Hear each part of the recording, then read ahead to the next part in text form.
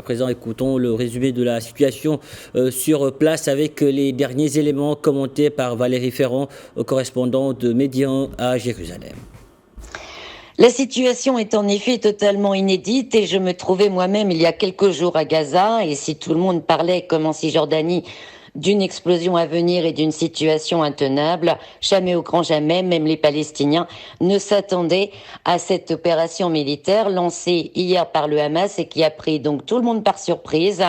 avec des milliers de tirs de roquettes lancés sur les villes israéliennes et qui se sont poursuivis, faisant des victimes et des dégâts importants, notamment dans la ville de Tel Aviv, où se trouve le ministère israélien de la Défense, ainsi qu'une grande infrastructure militaire. Elle est également inédite par la technique des infiltrations de commandos palestiniens, comprenant des membres du Hamas et des autres factions. Depuis hier matin, ces commandos ont réussi à entrer dans les localités israéliennes proches de la bande de Gaza et se sont emparés sur place de positions militaires, de postes de police.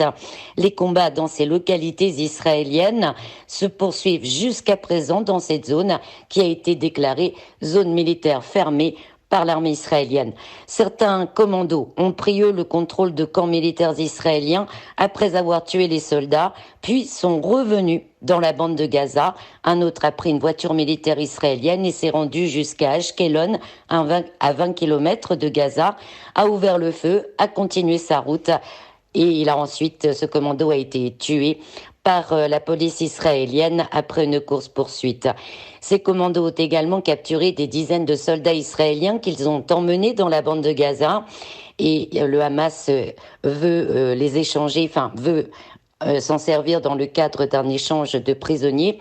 Et tout ceci signifie également que les factions palestiniennes ont réussi à briser le blocus imposé à la bande de Gaza via un système de surveillance high-tech et notamment la barrière qui encercle la bande de Gaza et qui sert à maintenir enfermés 2 millions d'hommes, de femmes et d'enfants. Des brèches ont été créées hier dans cette même barrière.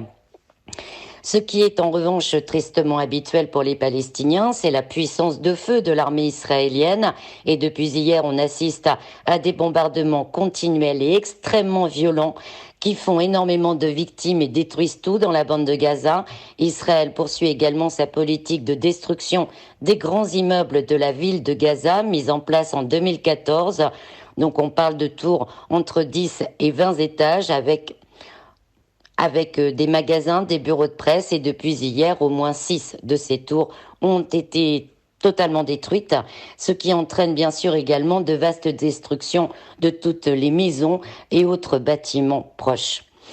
Dans le même temps, en Cisjordanie, une grève générale est observée aujourd'hui dans la plupart des villes en solidarité avec les Palestiniens de la bande de Gaza et on assiste à un durcissement du quadrillage militaire avec la fermeture de checkpoints, notamment entre Jérusalem, Ramallah et Bethléem, et aussi la fermeture de routes dans les régions de Naplouse et de Bethléem, qui sont en fait des régions où il y a beaucoup de colonies israéliennes, ce qui rend en fait la situation très dangereuse pour les populations palestiniennes, qui restent soumises en permanence aux attaques des colons et des forces d'occupation israéliennes.